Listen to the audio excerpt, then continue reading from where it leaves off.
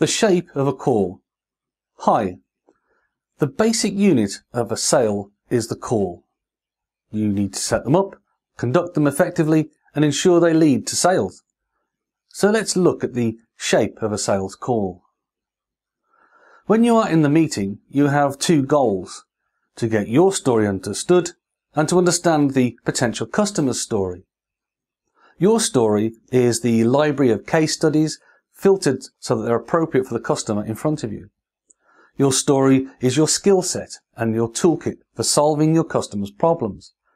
It's your ability to make meaning from their situation in terms that matter to them, to show them a path to a solution. Your customer story will need to have these following elements in order to be useful to you. This is the agenda of the conversation you need to have with your customers. Maybe not all in one meeting, but as succinctly and completely as possible. Firstly, you need to discuss their situation, how it is now. And secondly, the problems currently driving the need for change, what the problems mean to them now. There will be problems that really do not matter mixed in with the ones that really do matter. And you can help them tell the difference using your experience and so add some value. Creating clarity and direction for them is one of the key parts of your job as a salesperson. Thirdly, you need to understand their progress to date with any changes they may have made, including any challenges they've faced and overcome or not. Why have they not solved the problem yet? If they've tried, what happened? Fourthly, what does the customer need to happen now? What next steps do they have planned, or maybe they've just given up for now? This gives you a picture of where immediate action needs to be taken, the burning platform that the customer is on, if you like. No one's going to talk to you about a house extension if their house is on fire. So put out the fire and then talk about improving things. Finally, you can discuss what success will look like. Give them a vision to work towards. Start with theirs if they have one and develop it using your experience with other clients. So now let's look in detail at the actual structure of a sales call, simply summarised in the diagram. Firstly, open. Open up with friendly small talk. Confirm the customer's goal for the meeting and tell them yours, which should be realistic. If you tell them you'd like a $10 million order and it's only your second meeting, then they'll rightly hand you your coat and show you the door. Introduce everyone at the beginning. Tell them what you do, not just your job title, and ask them what they do too. For example, instead of saying, "Hi, my name's George and I've been with Delta Products for 4 years. I'm a business development manager," try this. "Hi, I'm George and I'm the link between customers like yourselves and Delta Products. I ensure your needs are understood and acted on promptly." It's amazing how many times this simple step is omitted and what a poor impression it gives when it is. Lay out your agenda, keep it simple and focused on their requirements, and then ask them what they want to include in it, and check the timing for the meeting, in case any last minute issues have arisen or in case the agenda gets a bit long. You can always split it into 2 meetings. Next, discovery. So then you go into the discovery section.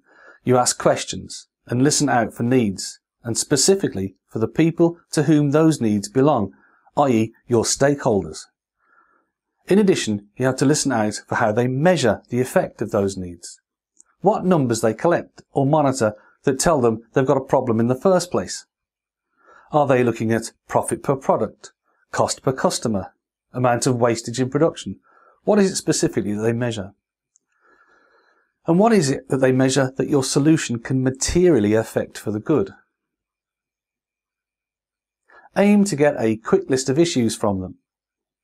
You need a soundbite from them that defines a specific pain or a specific gain that has some real world value attached to it. We're talking dollar bills here. Do not be distracted by sets of facts that they may parade in front of you as if they are problems. There's a difference between a real need and an implied need. Needs, real and implied. Let's just drill down into that for a minute.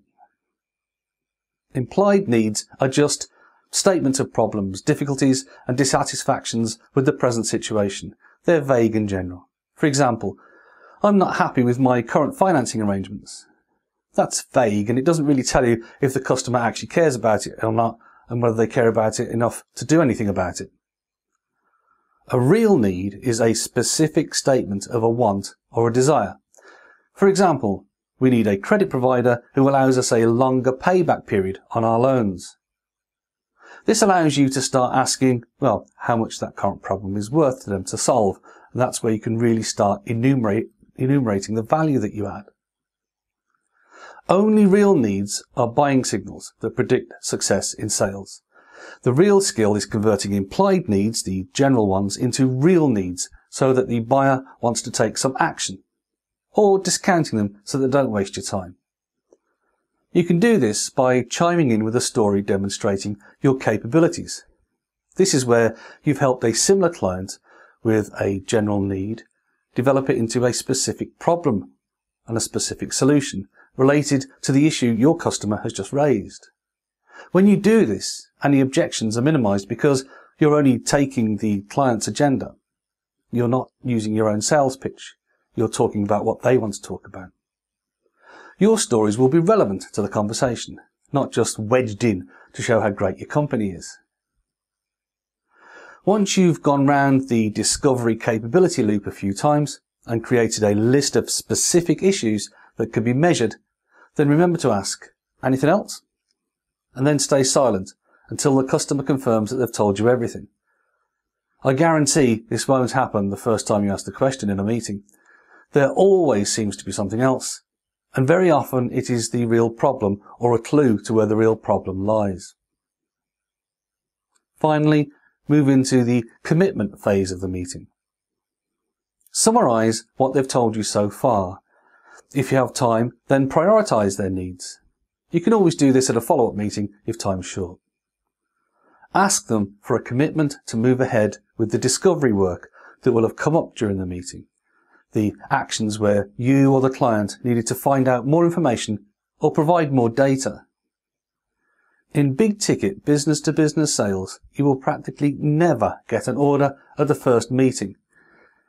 You need to progress the customer up a commitment scale until asking for an order is comfortable for everyone and practically a formality. You do this by escalating the actions required on both sides, but in particular theirs. This develops the sale, the joint project that you're actually undertaking together. After the call. Always do a quick lessons learned exercise after every call. It's not a big thing, but just on the way home ask yourself, what 3 things do I wish I'd done that I didn't do during that call? Don't worry too much about what you did that you wish you hadn't done. Short of a full-on argument with the prospective client, there's little point worrying about what you did that you wish you had not. It'll all be forgotten. Call success. What constitutes a successful sales call? Closing a sale is an obsession with sales trainers. I've been subject to their zealous calls to always be closing and sat there wondering what planet exactly they're from. It's true that we should always start with a clear view of the end in mind. If you don't have an idea of the end in mind, then you should cancel the meeting altogether because it's just going to be a chat. But that end does not have to be an order every time, and in fact in business-to-business sales it's much more likely to be a commitment to progress the discussion that will eventually lead to an order. A better phrase to remember is always be qualifying. Remember that the only failure in sales is wasting time. So always be on the lookout for signs that the customer is sincere in their requirement, and if they start to waver, you need to get in there and find out why. So, that's what call success is. What is call failure? Well, it's continuations, where nothing is agreed, but there's no clear refusal to do business, wasting time. Now remember that compliments don't count. Either the customer commits to concrete actions, even if it's just a progress meeting, and follows through, or they don't. If they don't, then the call wasn't a success. If a call is not a success, then the customer needs to be qualified again. It's actually better to get a clear-cut refusal to do business than a continuance, because then at least you know not to waste any more time with that company. So just to be clear, you know a continuance because you have nothing to put in the actions section of the meeting notes. You have to start again, justifying why you want another meeting. Or you've done 10 meetings and calls and still there's no order form and no progress. Research by the HR Chally organisation has shown turning continuations into advances is actually the best way to increase success in sales. But first you need clear call objectives so you can recognise a continuance when you see one. So, to summarise, there is the basic shape of a sales call. You open, you move into discovery where you're looking for measurable issues that the client genuinely wants to sort out. You sharpen up their list of needs by comparing it to your own experiences with other customers. And that also allows you to show your capabilities. And finally, you ask for a firm commitment to proceed by requesting next steps that require them to deliver on actions. You'll know you're successful because you're progressing towards an order through definite actions. And you know when you're not because there's no action list, or the only actions are always yours.